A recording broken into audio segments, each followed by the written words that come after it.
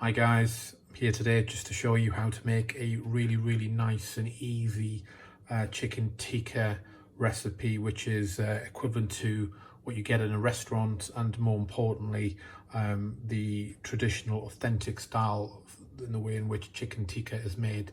Tikka just basically means a piece of chicken. The traditional way to do this is in a two-step process. So I'm going to walk you through it. So first things first, you need some chicken. So I'm using chicken breast here. So I bought about 1.2 kilos worth of chicken, and it's important that you cut the chicken pieces into equal sizes. Now, one thing I was going to mention, which is an interesting point, if you get to your chicken and it's about this size, don't worry too much. You can always fold it like that. I'm going to be making these on skewers, so you can always fold it over and put it on the skewer, so not a problem. So a little bit of breast left to do. So as I said, trying to make these equal size.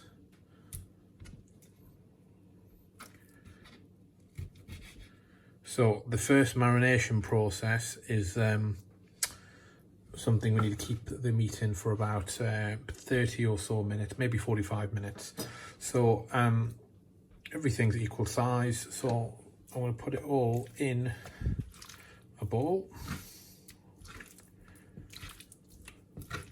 Obviously, if you aren't making this much chicken, and let's say you're doing a traditional pack from the supermarket is around about 500 or 600 grams, so you can half everything in this recipe today. So there we have our chicken in a bowl. So first things first, I'm going to put a teaspoon of salt. Spread that out a bit.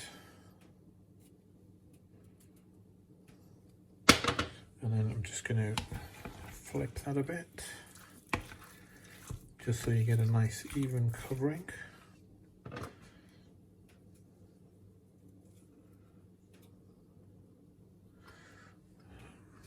little bit stuck in there. There we go. So that's a teaspoon of normal salt. Get that good mix so it's coated nicely. Right, next I'm going to put in 2 tablespoons of lemon juice. So you can obviously use fresh lemon, or you can utilize lemon from a bottle. So we'll just put that lemon in.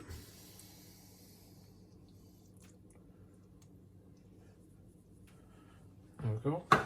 And then the next thing to add is 2 tablespoons of ginger and garlic paste. There's 1, and there's 2. You can, of course, utilize fresh ginger or fresh garlic, but I always use the paste. It's a lot easier. I wouldn't recommend using the powdered form. I personally don't find it the same. So this needs a good mix. Now, traditionally, when you make chicken tikka, it becomes an orangey colour, a yellowy orange colour, simply because of the spices used, the turmeric in there, and the chili powder, and the paprika, which you'll see later on. Now, for the purposes of this video, I do have some food colouring here, because I know in Britain, we do like red chicken, in line with what the restaurants do. Now, the trick is, put the food colouring in a little bit of water.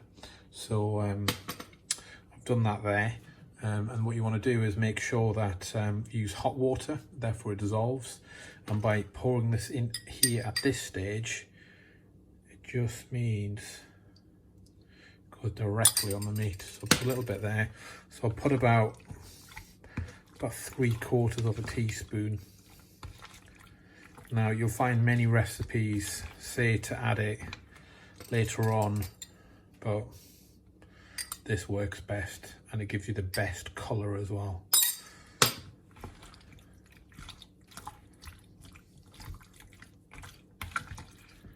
can see there already, I've not even used all the colouring, and it's a really nice red colour. But personally, I'm not a fan of food colouring. I'm doing it for the purposes of this. If you look at the ingredients of food colouring, there's lots of E numbers in there. Probably not great for your health, but I do agree it makes your food look good.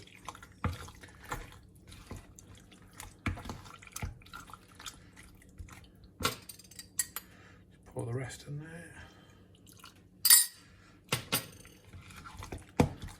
So that's looking pretty red as it is. I'm not going to put that last bit in. I think it looks red enough as it is. So first things first, that's all nicely mixed up.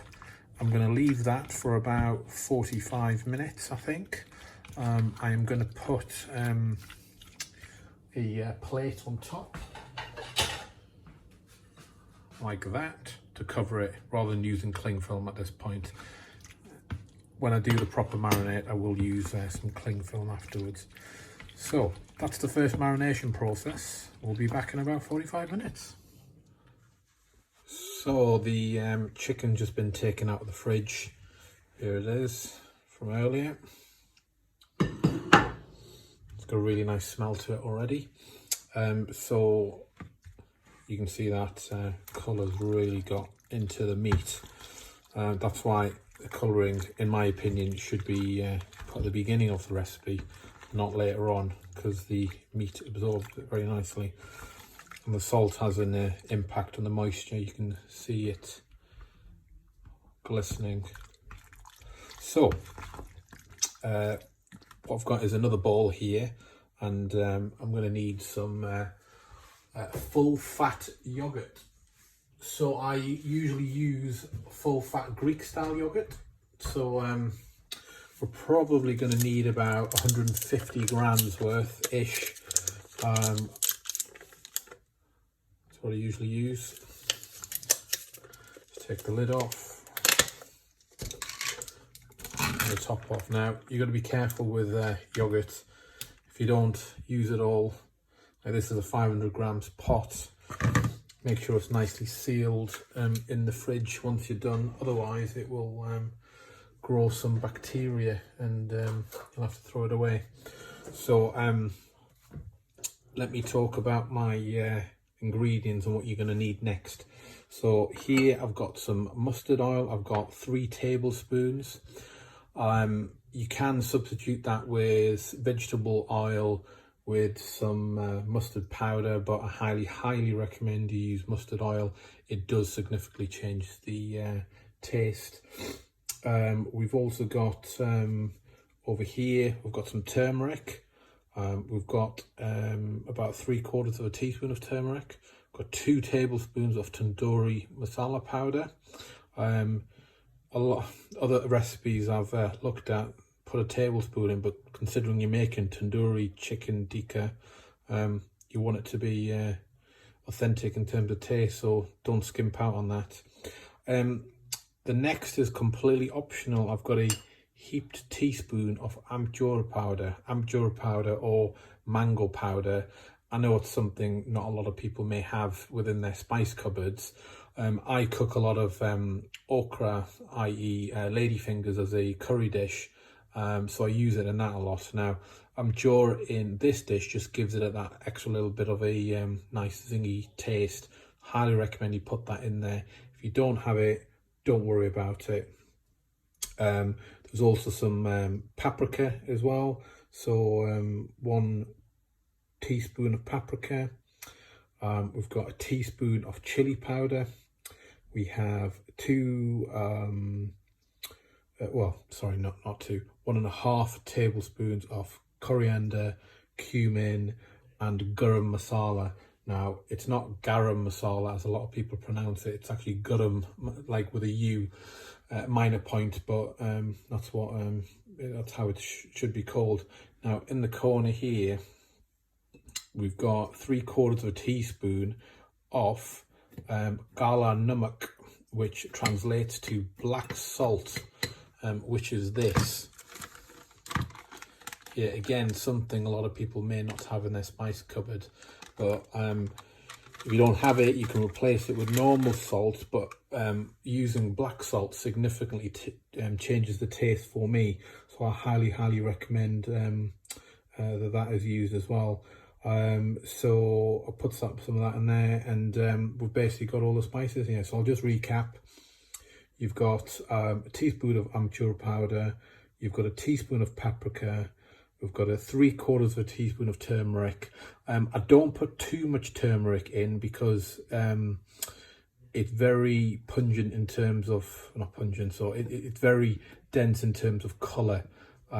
Too much off of it will affect that red food colouring. Now usually without the red food colouring I probably would have put a full teaspoon in there, but just watch out for that.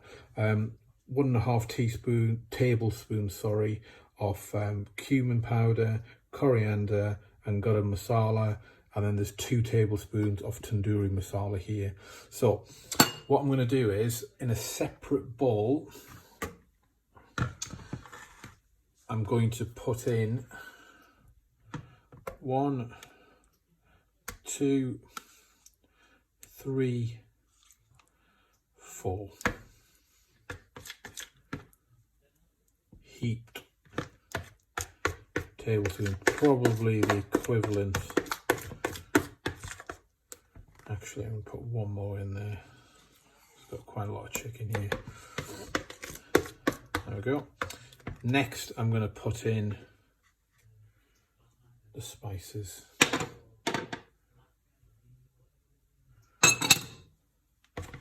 Now, again, I've noticed in other people's recipes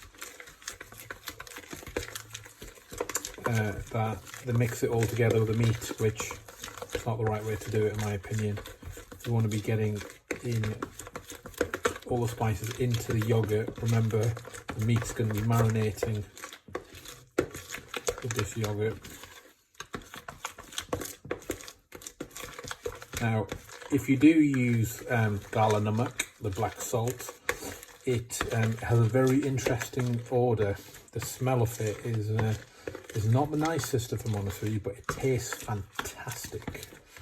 So, got all the spices in there.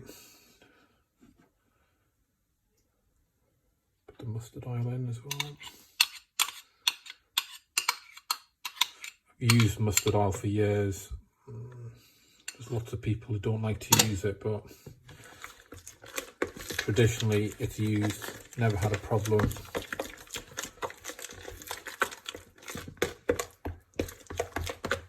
There we have it.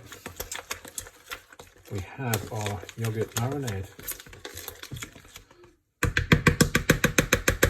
So what I'm going to do is, a bit of an odd one, but I'm going to put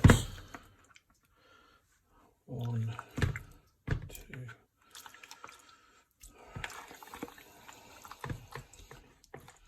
all that in there.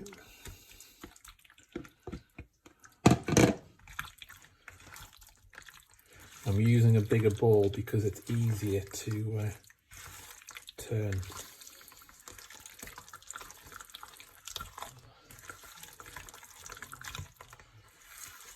Like this, and then once it's all engrossed, I will then transfer it back to the original bowl, simply because it's smaller.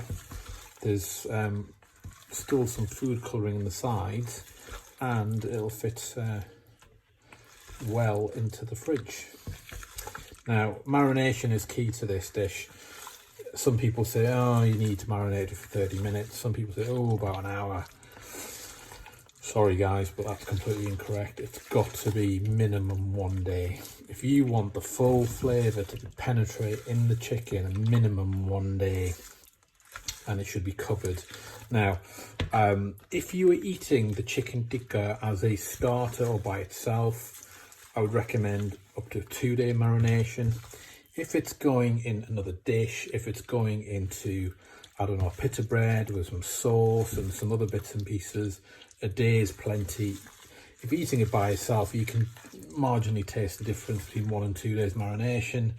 If you're eating it with other things, you're not going to really tell. So I think 1 day is okay, but obviously if you're having it as a starter, then you want to try and get it for as long as possible, but obviously no more than 2 days. Right, so that's nicely covered. sorry if I was slightly out of shot there, just the way in which it's positioned. So that's nicely covered.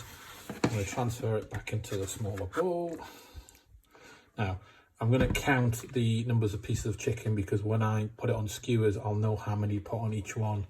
So 1, 2, 3, 4, 5, 6, 7, 8, 9.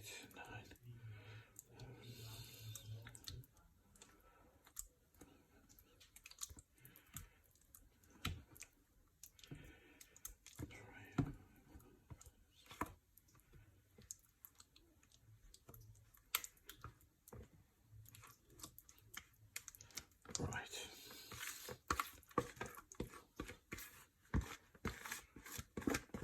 Just want to get all of that yogurt into there. A little bit more. And that smells fantastic already.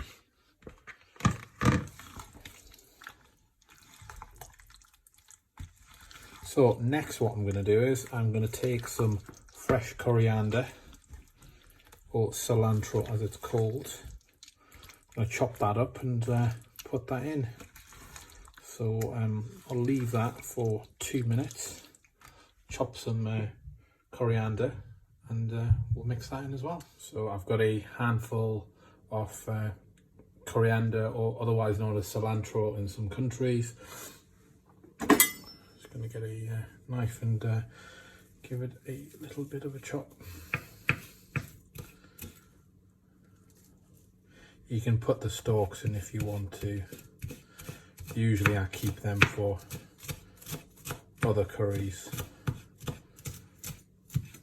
that require them.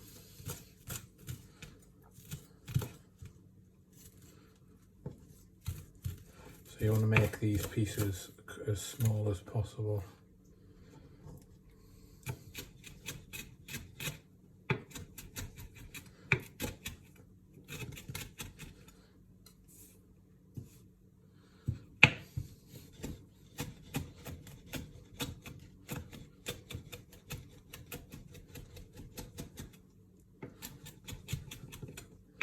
So that will just about do.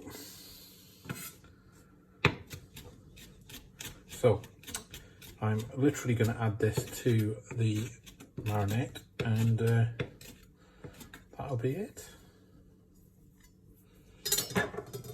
Now I will put a little bit in first, just fold it over.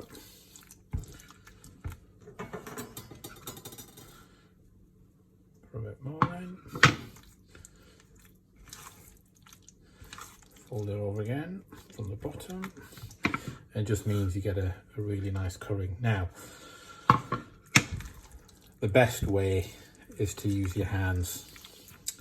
Now, I'm not going to this time because the food coloring's in it. Usually I use my hands, but I don't particularly want the coloring to get into my skin and my fingernails, etc., because it'd be difficult to get rid of.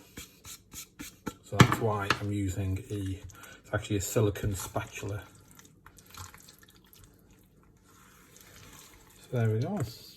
Now you'll notice if I take a bit of chicken, just take off the yogurt, look, the chicken's a really nice red colour. So look at that. So the chicken has nicely absorbed the colour. That's why it's better putting it in at the beginning, not in the yogurt marinade. So that's nicely done now. So I'm going to put some cling film over the top, and that cling film will protect it and keep it airtight, and stop it from spoiling in the fridge. As I said, minimum 1 day. I'm going to keep it in for 1 day. And then what I'm going to do is I'm going to use some rather large skewers. Ones like this. And then I'm going to make them in my tandoor. Now, I appreciate a lot of you may not have a tandoor at home, so I'm going to teach you another method on how to properly cook these. A lot of people just use a standard oven or a grill or a broiler, as it's known in some countries, but that dries out your chicken, it dries out your meat. It's not the best way to do it. The trick to it is to have your grill where your meat sits on top, but underneath have about 1 centimetres worth of boiling hot water. And then what you do is for the 75% of the cook, you tent it over with foil, and that moisture from the water underneath, sorry my hands are a bit dirty from that skewer, moisture from that water keeps the meat nice and tender and soft. And then what you do is 3/4 throughout the cook, take the foil off and then put it directly under heat to crisp off the skin. And don't be afraid to make it a little bit charred. I think the word burnt is the wrong word, but a little bit charred, so it's got a nice little char at the end of it, adds to the flavour. So yeah, so to recap, if you've got your standard grill, use a pan underneath and have your water and have a water bath.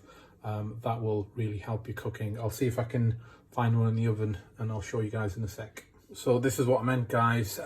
So basically I've got a tray that's about 1 inch depth with a grill on it, which levels to the same height.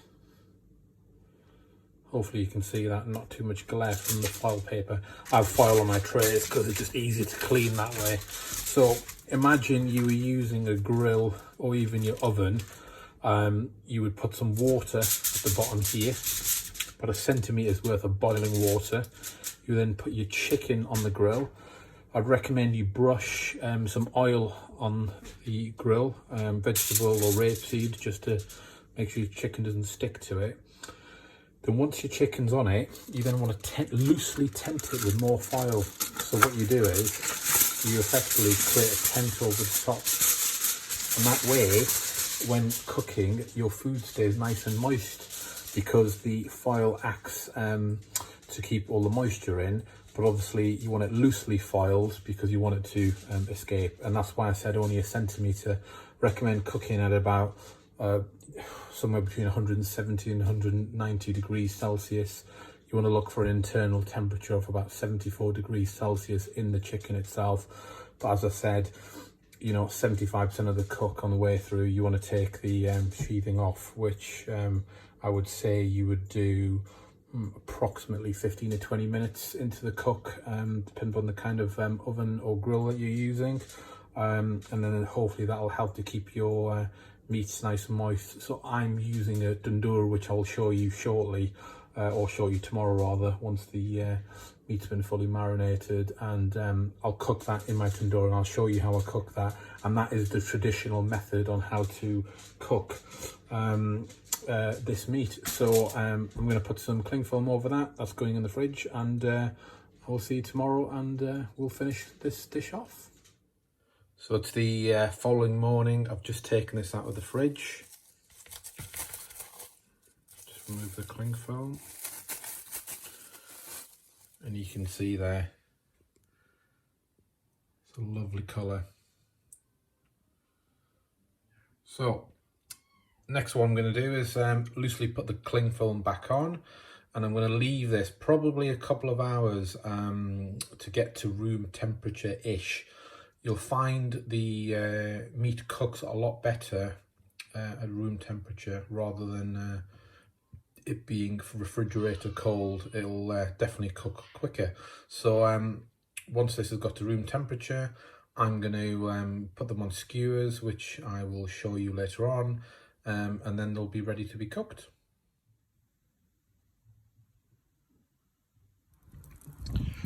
Just started up the tandoor. Some charcoal at the bottom, burning quite nicely. So that'll be ready in about 40-45 minutes. And then we'll prepare the skewers now. And then by the time skewers are done, we should be ready to cook. So we're back again, guys. So this meat has been resting in room temperature for a while, so that should be back to normal. So if I just use my temperature gun, yeah, it's saying the meat's about 16 degrees Celsius, which is just under room temperature, so that'll be fine, that'll do. So that's been sitting out for 2 hours. So what I've got is, I've got a tray with some greaseproof paper. You can put foil down, cling film, whatever you've got. That's just to save on mess.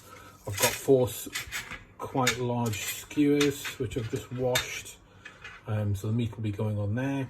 Got a little bit of rapeseed oil, and I've got 2 potatoes halved, so 4 halves. So the meat's going to go on the skewers. I'm going to put a bit of oil on the skewers, and then I'm gonna, I counted yesterday, oh god, it was about 10 or so-ish pieces per skewer. So we will assemble the skewers next. So first things first, do 1 skewer at a time. Bit of oil on my fingertips. Bit of oil on there, just makes it easier later on to take off. So this is very dirty. You might want to wear a glove, but I'm not going to this time. So bit of meat and then onto the skewer. Try and get the skewer into the center of the meat. I'm going to go about this high. It's 1, it's 2. So on this is a large bit, so what I'm going to do is I'm actually going to fold this piece over and thread it through like that. Just twice. Now if you have an extra long bit, here's a trick. What you can actually do is you can fold it like that and then skewer through again. So it's like a squiggle.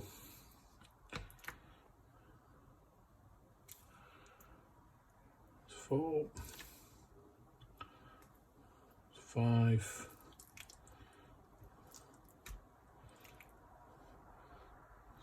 6. It's a big bit, so wrap it around like that, back onto itself like that, so that stays on nicely.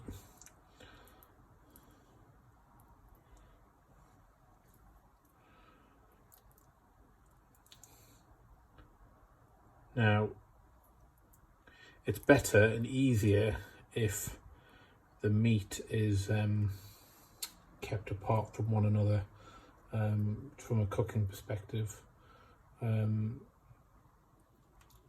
If you bunch it too closely together, you risk the bits not cooking.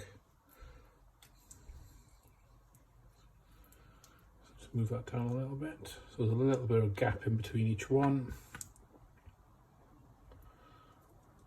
And there's our first skewer made. So I'm going to make 4 of those, and if there's any meat left over, I'll just add on to them. I won't bore you with making more skewers, so I'll just pause it there. I'll finish the skewers and come back. So there's the 4 skewers done, nicely evened out. Now, spare marinade, do not throw it away. Get your hands in there and get it on the meat wherever you can. Don't waste it, all that flavour from all the overnight marination. If you don't like using your hands, use a paintbrush or a silicone basting brush or something like that. Obviously, once this is done, make sure you wash your hands thoroughly. With it being poultry, last thing you want to do is have any uncooked meat lurking around areas of food preparation or in your kitchen. So that's most of it on. So I'm going to slide these on at the end. Wash my hands first. So 1, 2, 3, 4. The reason I cover it in foil is because I do eat the potatoes. A lot of people don't bother to leave the potatoes, discard them, but they come out really nicely afterwards, especially with the juices from the meat going into the potatoes. So we're going to cook these in the tandoor now. And there's 4 kebabs ready to be cooked. When you put the potato on, it can be quite hard. So the trick is to slide the potato on a little bit and then just press down from the top until it pops through. If the meat slides down, don't worry, just slide it out a bit. But again, what I said, don't scrunch up your meat too much, otherwise you'll have issues with it not cooking in the middle. So the tandoori is still heating up, so once that's hot, we're going to put this in there, cook it to an internal 74 degrees, and then I will show you that in progress in a little while.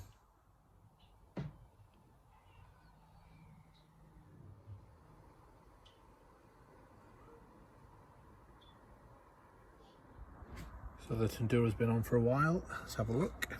Hopefully the charcoal will be nice and white. It is. There's not a massive amount of charcoal. Usually I would have more in there and it'd be a lot warmer, but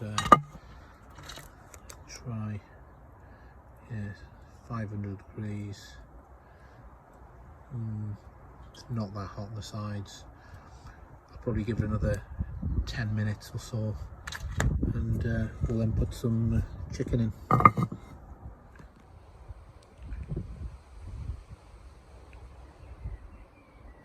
There, got the temperature up a bit, and let's put the food in.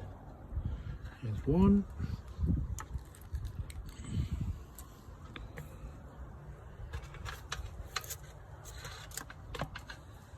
There's two. I might be able to fit one more in.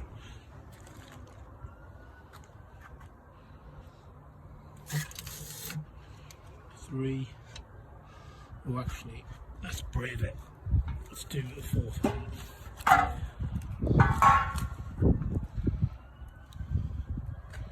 Let's do it the other way around. There we go. There's 4 skewers in. The chicken's not been in that long. Temperature 53 degrees, so that she's not done yet, but we'll have a bit of a peek. Yeah, she's looking nice. Give it another couple of minutes. I will rotate the skewers, and hopefully in about 6 or 7 minutes she should be completely done. Come along very nicely. Meat is nice and soft, and it appears tender. Probably another 5 or so minutes and she'll be done.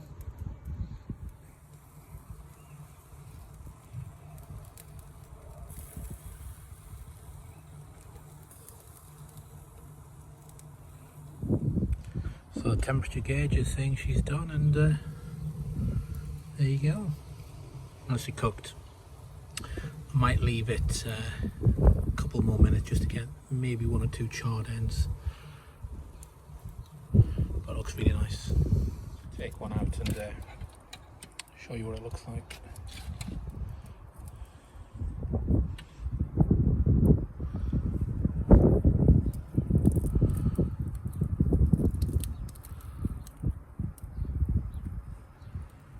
Perfect. Couple of charred bits.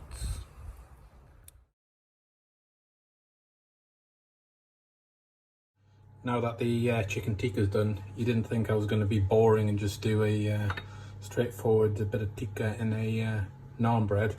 I'm making a chicken tikka pizza.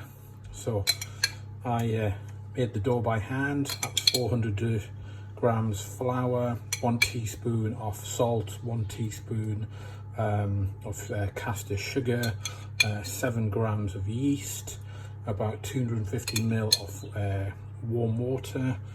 Mix it all up, knead it, and then make sure you let it rise in a warm environment for about 2 hours. So pizza base, to stop your pizza base from sticking, coarse semolina. That's what I put down here. That's this stuff here. If you ever go to Domino's or other pizza places, you see them use quite a lot of it. I'm using marinara sauce. I always find that's the best base for a pizza. So that's the base. Some chili flakes. I like a nice bit of chili, so we'll put plenty of chili flakes. Obviously, if you don't like chili flakes, don't use it. Chili flakes done. Then I'm going to put some green peppers on. Again, I like peppers, very good for you. And I'm going to make the pizza on my Weber pizza stone. But of course, if you don't have one, you can put it in the oven, about 190 degrees. Probably take about 10 or so minutes to cook. There's that. A little bit of red onion, and I'll put some more on later on.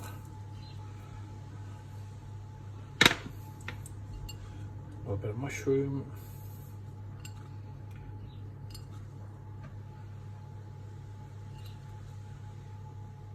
And then we're going to put in a little bit of sweet corn.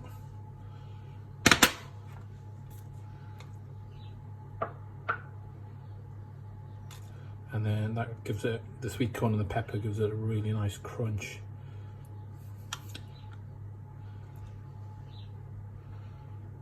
And then the best ingredient, the chicken tikka, straight off the tandoor. Look at that. It's like butter in your hands.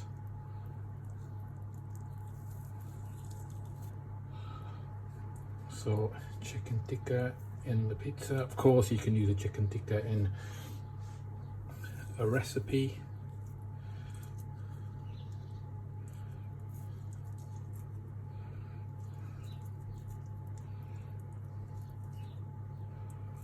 Like a curry or similar. But using a good amount of chicken tikka here to give it a nice flavour. Again, you can see just literally falls apart. I had a taste earlier, it tastes absolutely fantastic.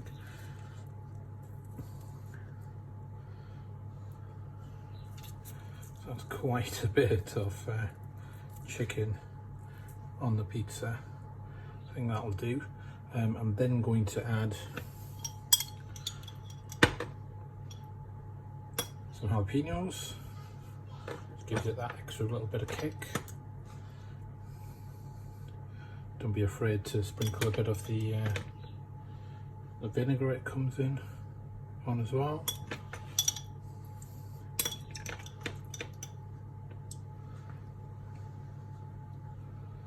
Oh, perfect. And I'm going to put grated mozzarella on there. I always find mozzarella is the best cheese for pizza. Of course, plenty of people use 2 kinds, sometimes up to 4 kinds of different cheese. Personal preference. There's the cheese, and then I'm going to put a little bit more onion at the top just to finish off. Put some more here. Sitting on the side. Bit more cheese.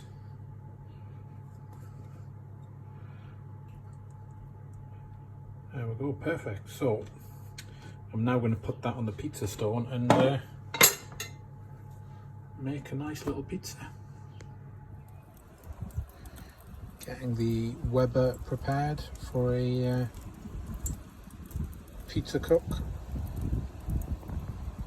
Obviously have your tikka with whatever you like. A popular thing in the UK, England, is to have chips with it. So chips definitely go well with chicken tikka. The pizza should be ready shortly, and we'll have a bit of chips, pizza and tikka with a bit of side salad. The pizza stone, the stone looks dirty, but actually it's not. It's very normal for it to go that colour. Just seasons it over time, it'll just get darker and darker. Here's the pizza on the Weber pizza stone, which has been preheated. Got some charcoal underneath that's been burning for about half an hour. So I'm going to close the lid, and then hopefully in about 10 to 12 minutes she'll be done. It's been about 5 minutes, and you can see the cheese is starting to melt. So hopefully another 6-7 minutes and it'll be done. So I used this just to move around a little bit so it doesn't get stuck. But that is nearly done. Just going to put another couple of minutes just for the cheese to melt a little bit more, and then that's us finished the cooking. Yeah, cooking done, guys. Chicken tikka with chips, chicken tikka salad, and our spicy barbecue chicken tikka pizza. Hopefully you enjoyed it. Please subscribe to my channel, and I now have an Instagram channel. I'll put the text on shortly. If you can kindly follow, and please write any comments, and hopefully you enjoyed it.